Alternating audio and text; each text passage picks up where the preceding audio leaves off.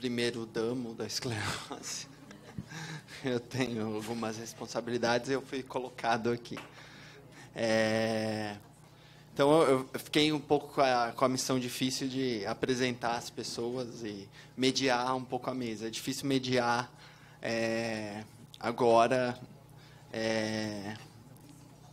no meio, assim, vou chamar a Sumaia, que é advogada, é advogada especialista em direitos do paciente de esclerose múltipla, trabalha há mais de 10 anos com pacientes, junto à ABEM e à AME, uma das profissionais responsáveis pela instauração do Dia Nacional da EM no Brasil e pela liberação da medicação oral da EM no país. Então, deixa eu chamar a Sumaia. O Gustavo poderia apresentar melhor, até ele já conhece a Sumaia já há um bom tempo. Então, passando para a Sumaia. Obrigada. Oi, pessoal, bom dia. Oi, Ana. Primeiro, é um prazer estar aqui mais uma vez falando com vocês sobre os direitos. É meio chato, porque parece que é sempre tudo igual, é maçante, a gente fala tanto, publica um monte de coisa, mas, às vezes, naquele momento que você ouviu, não era importante, não era aquilo que você precisava. E você ouve pela segunda vez, pela terceira, e você fala, puxa, agora é minha vez de exercer esse direito. Hoje, eu também estou numa posição bem confortável, porque eu não sou de alguém. Isso eu acho que é importante eu deixar claro. Embora seja do meu marido, do meu pai, da minha mãe, eu não sou da AME, nem sou da ABEM. Eu sou advogada. Hoje eu estou aqui a convite da ABEM, então é importante que fique isso registrado. Então, assim, para que não tenha nenhuma vaidade aí, quem tiver alguma dúvida e não pactuar com nenhuma das entidades, eu também atendo, pode ligar, mandar e-mail, a gente vai trocando figurinha, ok? Eu vou pedir uma ajuda aí para ir passando. Pode passar. Eu vou começar dividindo essa palestra aqui. Eu vou ficar aqui, que daí eu consigo enxergar lá. Primeiro, em benefícios constitucionais, né? A gente tem as garantias constitucionais, que é o artigo 5º lá da Constituição, o artigo 196, que dá o direito ao acesso à saúde, e que ele traz para a gente algumas garantias que a gente esquece muitas vezes, né? Que o acesso à saúde é uma garantia constitucional, que o direito à vida é uma garantia constitucional, e que o exercício desse direito, ele não é só quando tem um tabelamento de medicamento, né? Não é porque o SUS diz que eu só posso tomar o A, o B e o C entregue gratuitamente nos programas de alto custo, que eu vou me limitar a esses medicamentos. A gente tem hoje a judicialização, a gente tem um sistema jurídico disponível aos pacientes, os médicos estão aí e prescrevem drogas novas que ainda não estão contempladas nos protocolos de tratamento. E por que não todos terem acesso a esse medicamento? Acho que isso é o mais importante, né? Se a gente limitar, como o Gustavo disse há pouco, a renda, então quem tem dinheiro compra, quem não tem dinheiro fica com sintoma, tem um processo decadente, né? Tem uma situação um pouco mais comprometida. Não é isso que a gente espera de uma democracia, de um governo justo e de uma cláusula constitucional que garante acesso à saúde, direito à vida. Então, quando a gente fala disso, a gente exerce, então, políticas e programas de distribuição gratuita de medicamentos. Tem algumas políticas que a gente sabe que são aquelas... Eu vou até citar nomes, porque agora está todo mundo já sabendo. Foi o caso do Fingolimod, aí, que a gente ficou 2 anos na batalha para a inclusão no programa de alto custo, nos protocolos de dispensação, e foi incluído para inglês ver, né? Essa inclusão favorece, eu diria que nenhum... Eu não conheço nenhum paciente que tenha conseguido, por via administrativa, receber esse medicamento ainda. Então, assim, pelo menos, eu tenho... uns 80 mandados de segurança para fornecimento do Fingolimod, então é um número bastante expressivo. Outras drogas de via oral estão no mercado, no mesmo sentido. Outras drogas que não são para controle, e sim para tratamento de sintomas, também são objeto de judicialização. E, assim, não tenham medo da justiça. Eu quero que vocês usem a justiça. Quem não pode pagar advogado, tem as PAJs, as assistências judiciais, né? É limitada a renda, mas se ninguém tem acesso, também a gente não consegue exercer o direito. Infelizmente, a gente não pode propor sozinho. Precisa de um instrumento que é o advogado. Assim como a gente não pode se automedicar, a gente precisa de uma receita do médico. né? Então, assim, hoje o ideal seria que todos pudessem ter esse acesso à justiça, ainda que independente do advogado. Mas, nos casos de mandado de segurança, ainda vocês precisam desse veículo. Então, quem não pode pagar, utilize as PAJs, que são os Programas de Assistência Judiciária dos Estados. Na BEM ou na AME, vocês também encontram os atendimentos. Então, quem tiver interesse e quiser saber a parte jurídica, mesmo processual, pode entrar em contato conosco. Depois a gente fala ainda dos laudos e da receita médica. É muito importante. Muita gente chega no atendimento ou manda e-mail dizendo, sabe, eu ouvi um amigo me contar que ele está tomando um remédio novo e eu queria tomar também. Dá para pedir uma medida judicial para eu tomar esse medicamento? Eu falo, mas você tem prescrição? O seu médico diz que você pode tomar? Não, mas eu não quero contar para o meu médico, senão ele vai ficar triste, sabe? Que eu estou querendo um medicamento que ele nem me sugeriu ainda.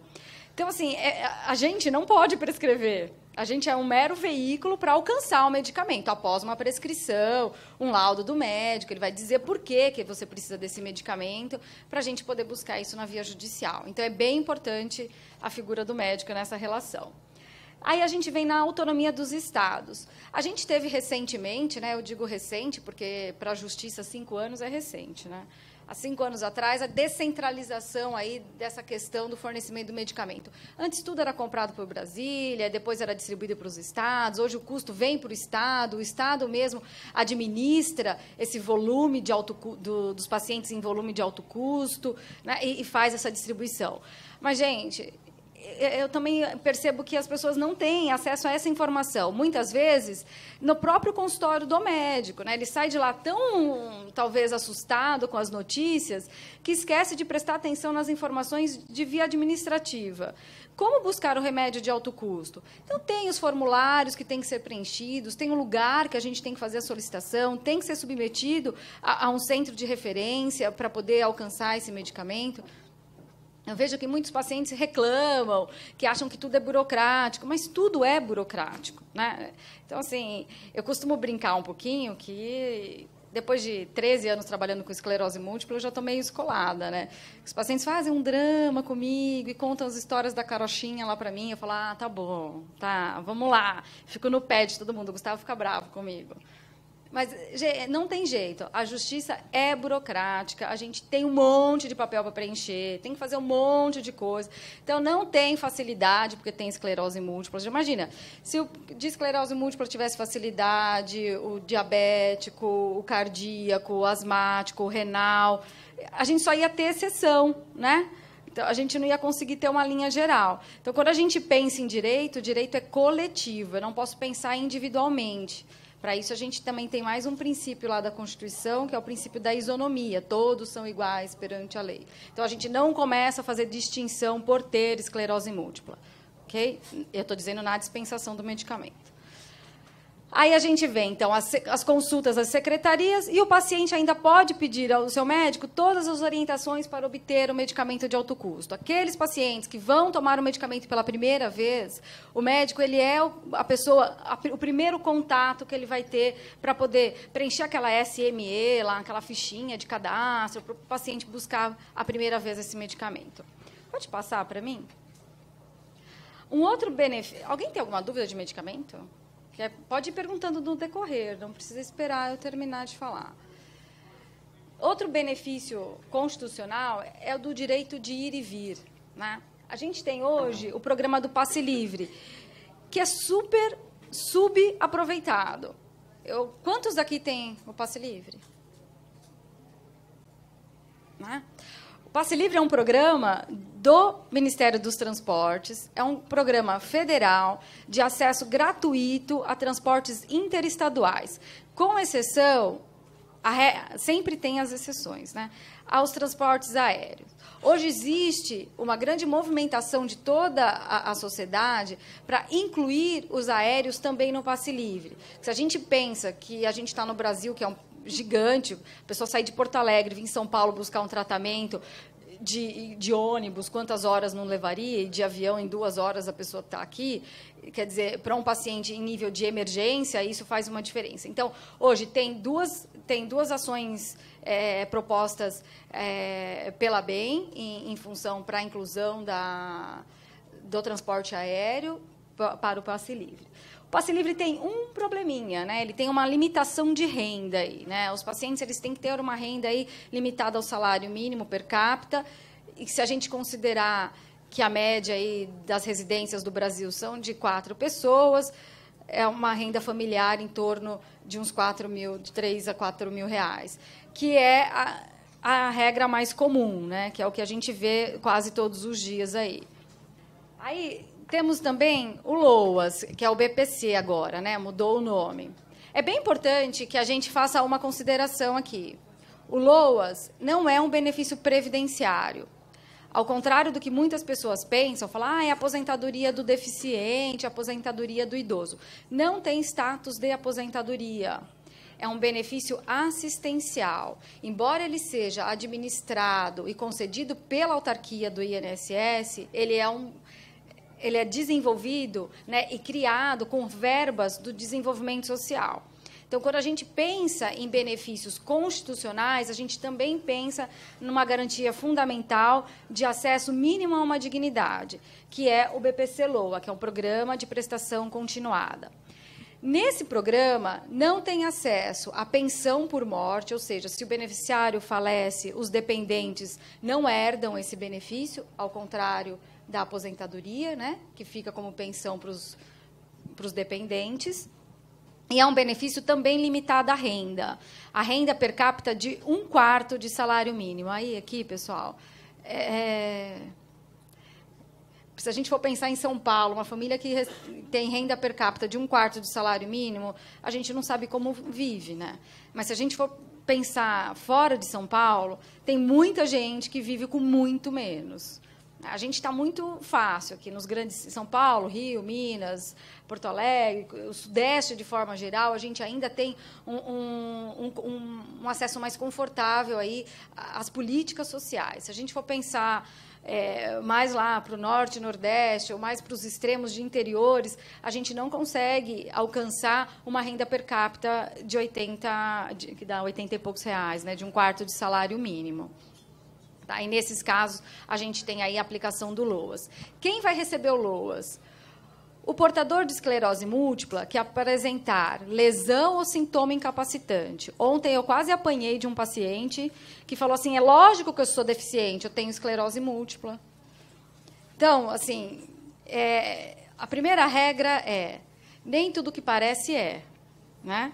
Então, o ser portador de esclerose múltipla, e eu acho que os médicos também podem concordar comigo, não é sinônimo de ser portador de deficiência física. Eu posso ter esclerose múltipla e jamais apresentar um comprometimento motor, uma redução de mobilidade, jamais ter uma perda de função, né? E eu posso ter um surto e ficar já acometido numa cadeira de rodas. Então, assim, a gente tem que ter... É muito sutil. Até por conta de que tem paciente que quer trabalhar, tem paciente que quer prestar concurso público, e tem paciente que prefere ter uma vida mais confortável, que tem um nível de fadiga muito grande, um nível de comprometimento emocional muito grande, e não tem condições de exercer nenhuma atividade. Então, é muito ambígua as vontades também. Muitas vezes me perguntam, Sumaia, por que vocês, enquanto advogados, não buscam uma legislação para ter aposentadoria compulsória? Eu vou responder nem todos querem aposentadoria. Eu recebo e-mails todos os dias de pessoas que querem prestar concurso público. Eu vou tolir o direito dessas pessoas de terem uma carreira, uma vida, porque outras querem ter aposentadoria de forma compulsória. Então, assim, o direito é individual. O momento de escolha é da pessoa e de como ela se comporta em relação à esclerose múltipla, né? Então, tem pessoas que têm sintomas que realmente são sintomas que não têm condições de exercício de uma atividade, e tem outras que conseguiram superar e querem continuar trabalhando. Então, é muito particular isso. Então, não dá para a gente fazer uma linha geral. Não dá para falar que todo mundo é igual, que todo mundo vai ter direito à aposentadoria de forma compulsória. Ok? Pode passar. Oi.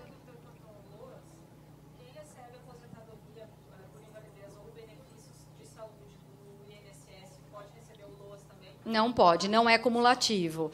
O único benefício cumulativo da Previdência, porque o LOAS é um benefício assistencial, é as pensões e as aposentadorias. Então, se eu tenho uma pensão e uma aposentadoria, eu posso acumular. Jamais eu posso acumular um benefício assistencial com um benefício previdenciário.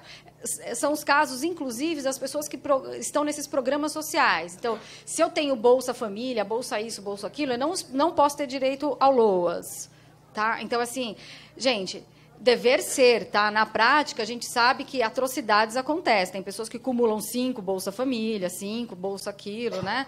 Aí são os programas políticos. Aí a gente entra, então, na esfera dos benefícios previdenciários. O primeiro benefício...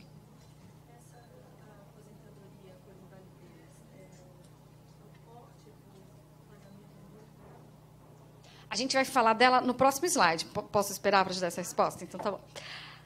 O auxílio-doença é um benefício previdenciário. Esse aqui é o primeiro contato das pessoas que ficam incapazes para o exercício da sua atividade com o INSS. O que vai acontecer? A pessoa que trabalha em regime CLT... Eu vou fazer uma observação antes, tá? A gente está falando de regime geral, das pessoas que trabalham em regime CLT. Não vou falar das pessoas que trabalham em regime estatutário, servidores públicos federais, municipais ou estaduais, porque tem regras próprias. Aí a gente discutiria isso, eu posso discutir em apartado, tá? A pessoa pode me abordar e a gente discute isso separadamente. Okay? Se for o caso de alguém. Nos casos de regime geral, o auxílio-doença é o primeiro contato. A pessoa trabalha em regime CLT, teve o surto, ficou afastada os primeiros 15 dias. Os primeiros 15 dias são suportados pela empresa. Como em qualquer... Né, a gente fica doente, gripado, tem isso, aquilo, e fica em casa por uns dias. A empresa tem um certo prejuízo, porque perde essa força de trabalho, né, mas não há nenhuma relação com a previdência para esse funcionário. Um período maior que 15 dias passa, então, a ser suportado pelo INSS. Esse paciente será submetido a uma avaliação de um perito, e esse perito tem atividade homologatória. Eu sei que vocês vão falar assim, isso não é verdade, eles fazem análise na gente. Fazem. A gente está no Brasil, pessoal. 80% dos benefícios por incapacidade são de pessoas que podem trabalhar. Então, assim... Primeira regra é, nós nos comportamos mal e, portanto, nós somos punidos por nosso comportamento. E quando o perito... Morre perito todo dia, né? Agora. Virou uma febre das pessoas passarem perícia, se revoltarem, paciente psiquiátrico, e voltar e matar o perito. Então, assim, não tem perito. Então, quem tentar agendar a perícia hoje, a perícia demora 30, 40 dias para o agendamento. Porque, né, ninguém quer prestar concurso para ser perito. Vai prestar concurso para ficar sujeito a um louco matar? Ninguém quer. Então, assim, a gente fez um sistema prejudicial para a gente mesmo. Né? Então, quando o cara vai lá, na perícia do INSS, é submetido a uma primeira avaliação, e o perito fala assim, ok, eu vou te dar 3 meses com alta programada... É o maior absurdo que existe no mundo para um paciente de uma doença crônica. Ele está dizendo que a ciência não diz, né? Em 3 meses você estará curado e poderá voltar ao trabalho. Quando ele faz isso, ele quer dizer o quê? Que este é um benefício de caráter temporário. É para aquelas pessoas que têm uma lesão ou um sintoma incapacitante temporário. Eu tenho surto-remissão, então eu fui acometido de um surto, tive um agravamento do meu sintoma, vou ficar esperando em casa a remissão desse sintoma. Tive remissão total, estou pronto a voltar às minhas atividades. Se isso for verdade, você não se submete à nova perícia e retorna ao seu trabalho. Se esse sintoma persistir e a incapacidade persistir, a gente faz um reagendamento de perícia. E assim a gente vai estendendo esse benefício temporário, que acaba virando definitivo. Eu conheço pessoas que estão há 5 anos em auxílio-doença. Né? E eu diria que isso é um custo social muito grande. Primeiro, esse paciente perde mercado de trabalho, porque em 5 anos o posto dele de trabalho já foi substituído, essa pessoa está em defasagem, não acompanhou o progresso, né? Não tem mais espaço para ele nessa empresa, não está mais no ritmo de todo dia de trabalho, ele perdeu mês a mês 9%, né? Porque lá o auxílio-doença a pessoa recebe somente 91% do salário de benefício, enquanto na aposentadoria recebe-se 100%. Então, assim, esse momento é o momento mais delicado. Só que, para eu receber esse benefício, eu preciso, cumulativamente, de 3 requisitos. Primeiro, ter sintoma ou lesão incapacitante. Não é ter esclerose múltipla. Eu tenho que ter sintoma ou lesão incapacitante. Segundo, eu tenho que estar em dia com as minhas contribuições do INSS. E terceiro, eu tenho que ter, no mínimo, 12 meses de contribuição. Sabe a carência do plano de saúde? É a mesma coisa. O regime de previdência tem o mesmo comportamento. Ele estipula a carência para a gente gozar de algum dos benefícios, né? Das contingências sociais. As mulheres ficam grávidas, é uma contingência social, e ela tem direito ao auxílio maternidade. As pessoas morrem, é uma contingência social, e tem direito à pensão por morte. As pessoas atingem idade, né, que não permite mais atividade laborativa, é uma contingência social, e, para isso, tem aposentadoria por idade. Atinge o tempo de contribuição e tem direito à aposentadoria por tempo de contribuição. E elas ficam doentes, incapazes para o trabalho. E aí elas têm uma contingência social muito maior, que gera aposentadoria por invalidez, livre de aplicação de fator previdenciário, 100% do pagamento do salário de benefício, acréscimo de 25% quando precisar de cuidador, isenção de imposto de renda. Olha que custo social tem uma aposentadoria por invalidez. Então, quando as pessoas ficam recorrentemente sendo submetidas a uma avaliação do auxílio-doença, e os peritos, pasmem, têm uma meta, né? Eles têm um número que eles podem aposentar por mês, para não gerar um déficit nessa previdência. Né? Quanto mais pessoas aposentadas, maior é o número de desembolso do governo. Hoje, a gente tem um número de empregabilidade bom, né? Mas a gente não tinha isso lá atrás. Então, quanto mais pessoas trabalhando, vertendo contribuições para o INSS, mais benefícios vão sair de outro lado. Né? A gente tem que ter essa ideia de custeio e benefício. Se eu estou recebendo, alguém está pagando para eu receber, mesmo que eu tenha pago durante algum período. Okay? Tem pacientes, não sei se aqui tem exemplos disso, que trabalharam 18 meses e que recebem benefício de forma definitiva. Ou seja, essa pessoa deu um prejuízo enorme para a Previdência, né? Porque ela contribuiu 18 meses e hoje vai receber para sempre, né? Porque para sempre mesmo, se ela tiver dependente, o dependente ainda continua recebendo a pensão. Né? Então, a gente é uma relação de se perpetuar. A gente tende a falar mal do INSS, mas se a gente analisar o plano ele é bem inteligente. Eu vou só aceitar a pergunta dele, que ele tinha pedido primeiro. A aposentadoria por invalidez é isenta de imposto? É isenta de imposto de renda. Somente o rendimento da aposentadoria. O auxílio-doença também? Também. Só que ele não vem retido, né? Na hora de fazer a declaração, tem um campo lá, rendimentos isentos e não tributáveis. É lá que a gente vai lançar o que a gente recebeu da Previdência. Ok?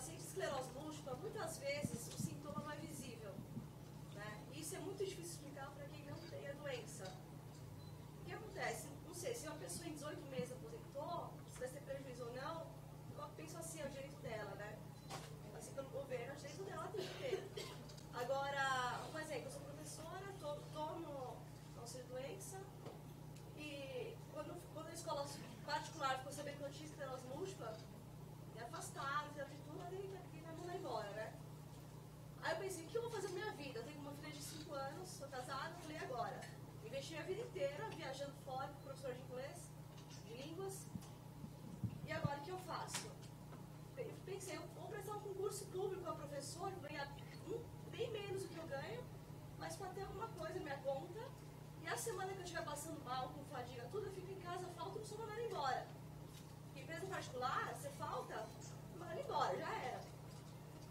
Aí eu vi que para prestar um concurso público, eu precisava do quê? Passar no exame médico. E lá eu já era reprovada, eu não poderia nem prestar o concurso. Fato. Agora eu pensei, e agora? Tô mal, como que eu faço? Tem dia que eu tô bem, tem dia que eu não tô. A pessoa não consegue ver. Visivelmente, você não tem nada. Como que eu faço? Vou procurar um emprego? Alessandra, me desculpa ser esclerose múltipla, mas aqui, ó, tem uma outra professora que também fala alemão, fala inglês, como você. Mas ela não tem nada, então, sinto muito. Tá, aí a gente tem dois problemas, né? Primeiro, a gente tem um problema de assédio no trabalho. Inclusive, vai ser tema das palestras de amanhã, lá do ciclo de palestras do jurídico, que a gente vai fazer amanhã. O assédio do trabalho.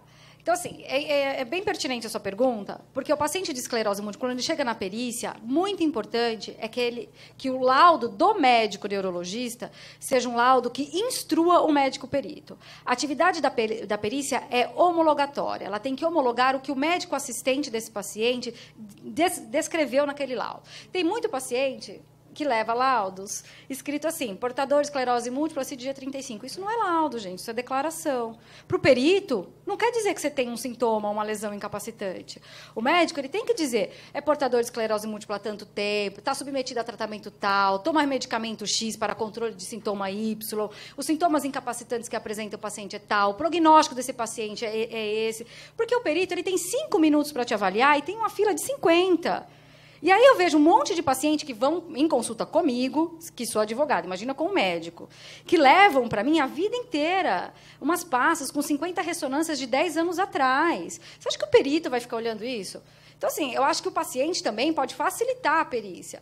Eu sempre instruo, gente, leve em ordem cronológica os exames para o médico perito, né? Coloque em grau de importância. Ponha o primeiro laudo que ele vai ver, é o laudo mais importante, é o laudo do neurologista. Se o seu sintoma é psiquiátrico, se você tem depressão, leve o laudo do médico psiquiatra. Não adianta você levar o laudo do neurologista se você não tem um sintoma incapacitante neurológico. Seu sintoma incapacitante é psiquiátrico. Né? O seu sintoma incapacitante, não sei, é bexiga neurogênica, tem incontinência urinária. Você tem que demonstrar para esse perito, dar para ele condições de te avaliar em 5 minutos. Esse é um primeiro caso de alto índice de recusa em perícia. Eu tive pacientes que foram periciados dentro do carro porque não conseguiam sair do carro para chegar à sala da perícia e foram indeferidos. E aí a gente entra naquela regra das amostragens. Os peritos têm um número X de benefícios a conceder no dia. Né? E, para isso, existe a medida judicial para corrigir. Tem outros casos dos pacientes que apresentam toda uma problemática, mas que eles podem ser reabilitados. E é essa cultura que a gente não tem aqui no Brasil, de reabilitação. Tem paciente de esclerose múltipla, ele não é totalmente incapaz para o trabalho. Ele é parcialmente incapaz. Ele poderia ser reabilitado em outra atividade.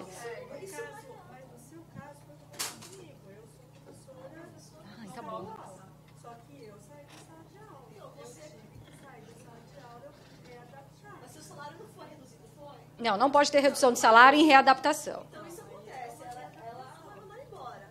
Agora, quem é da rede, quem é CLT, você esquece. Ou então fala assim pro um médico, não, doutora, eu sei que vocês trabalham múltipla, mas não pode mais atender, mas assim, tchau. Aí ele vai procurar emprego em outro lugar, então você tem que ser reabilitado. Você poder ficar ali na recepção atendendo, tudo bem? Não, mas a reabilitação não é nesse nível. A reabilitação não é nesse nível. A reabilitação é o paciente é submetido a um programa de reabilitação do próprio INSS, é passado por alguns cursos, o INSS recapacita esse profissional para uma outra atividade. Ao final do programa de reabilitação, ele é submetido a uma nova perícia. Essa perícia vai identificar se essa readaptação foi positiva. Se foi positiva, ele vai encaminhar uma carta à empresa e aí você passa a ter estabilidade. São regras diferentes, né? O programa de reabilitação e o programa de auxílio-doença. No seu caso, a gente vê assim nítido uma questão de assédio aí no trabalho. Então, a via que a gente pode buscar é trabalhista, não é previdenciária. A empresa não poderia ter essa discriminação por ser portador de esclerose múltipla, por ser portador de qualquer doença, né? Também, com a parte trabalhista. Sabe o que o médico falou para mim? Perguntou, foi me avaliar no exame previsional? Você quer que coloque que você está apto ou não está apta? Eu falei, doutor, eu quero que você coloque que você está vendo, pelo meu laudo, pela minha situação. Ele não queria me dar como inapto, eu queria que fosse apta. Ele falou, você vai embora, pega seu dinheiro e procura outro emprego. Ele falou assim para mim. Gente desse jeito a gente vai encontrar em todos os lugares, né? A gente vai ter que ter um pouquinho de jogo de cintura e buscar os direitos. No seu caso, a gente já está cuidando, mas a gente... Eu falo para ela que é a doutora Ângela. Você vê que Ângela não tem sexo, né? Ângela, né? Porque... Não, aí a gente busca na via judicial e na via judicial a gente alcança, né? É super importante isso que o Gustavo falou, né? A BEM, a AME, todas as instituições em bloco, divulgar. Ir atrás, expor, mostrar para os pacientes que têm direito. E, sabe, é super importante. Eles já estão me avisando que eu estourei o tempo e faltam acho que uns 3 slides. Então, eu vou fazer só as perguntas, não precisa mais dos slides. Vamos lá.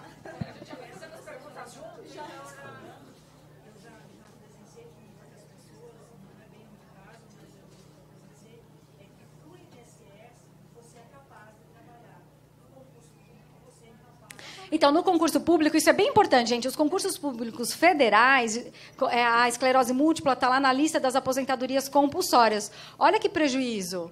Né? Eu não sei quem, em algum momento, pediu a inclusão da esclerose múltipla lá na lista de compulsoriedade dos concursos federais. Então, quem tem anseia aí uma carreira federal vai ter que prestar e omitir a questão da esclerose múltipla. Não dá para prestar nem em vagas especiais. Tá? Nos concursos estaduais e municipais, se aplica a regra do edital. Se o edital prever que não se aplica as vagas especiais para pacientes com doenças neurológicas, vocês não vão poder nem disputar as vagas especiais. Tá? E eu quero fazer uma observação, e eu acho que a gente tem que ter isso com a gente. Eu falo sempre isso. Esses dias eu atendi uma moça que prestou um concurso para delegada federal. Em vagas normais, não era vaga para deficiente, passou, foi reprovada no exame médico e achou um absurdo. Essa moça tem diminuição de força em membros superiores, essa moça tem diplopia visual, comprometimento de imagem. Como é que essa moça vai segurar uma arma? Como é que essa moça vai... Então, assim, eu acho que a gente também tem que ter um pouquinho de senso. Né? Eu posso exercer essa função? Não é porque eu quero a vida inteira ser... Eu queria, eu adoraria ser aeromoça. Olha, meu sonho de adolescente era ser aeromoça.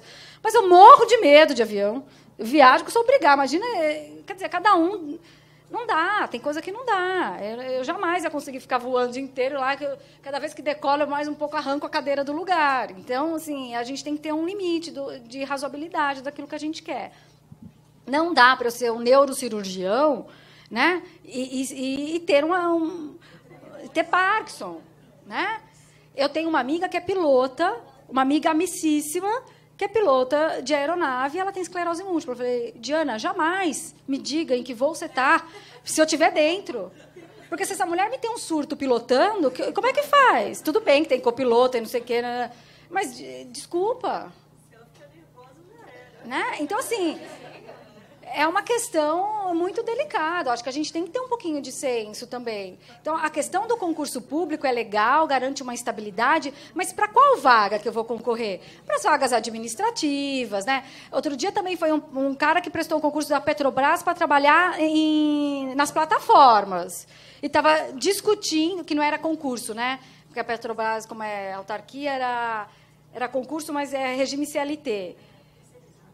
E aí ficou todo bravo, porque não... Eu falei assim, mas como é que você vai trabalhar numa plataforma? Eu falei, tá, eu vou entrar com mandado de segurança para te garantir o direito de participar do concurso, para você trabalhar 2 meses, ter um treco, e a minha responsabilidade? O seu médico atesta que você não vai ter nada? Ninguém... Não dá. Então, assim, eu acho que isso é bem importante da gente começar a reavaliar, né? Da gente, aonde o meu braço alcança.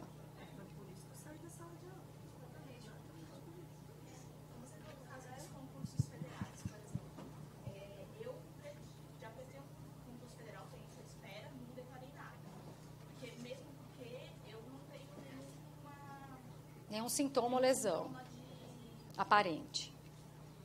Mas, enfim. E aí eu fico pensando, mas e no futuro? Se eu for admitida no concurso e daqui a 5 anos eu começo a ter mais surtos, o que eu faço? Não, mas aí você já passou o estágio probatório, tudo bem, né? Mas, gente, vamos voltar lá, ó. Vamos voltar lá. O ser portador de esclerose múltipla não quer dizer que você é deficiente ou que você... Então, assim, para fins de discussão jurídica, isso aí dá processo para 5 volumes. Você tem a doença e eu mesmo não tenho como alegar. Você fez o concurso sabendo que tinha e ainda assim fez. Quantas pessoas prestam concurso sabendo que são diabéticos e depois de que prestam concurso podem ter uma incapacidade, perda de visão? Quantas pessoas são cardíacas e prestam concurso e podem ter um infarto trabalhando? Gente, não vamos também achar que tudo é um problema, hein? Só para esclarecer, eu sou deficiente fui diagnosticado logo depois de ter passado o prazo já do estágio probatório, mas tive uma adaptação na minha vida em virtude da esclerose múltipla e os meus colegas entenderam de trocar de cidade e tudo mais, mas o fato de eu ter esclerose múltipla me dá o direito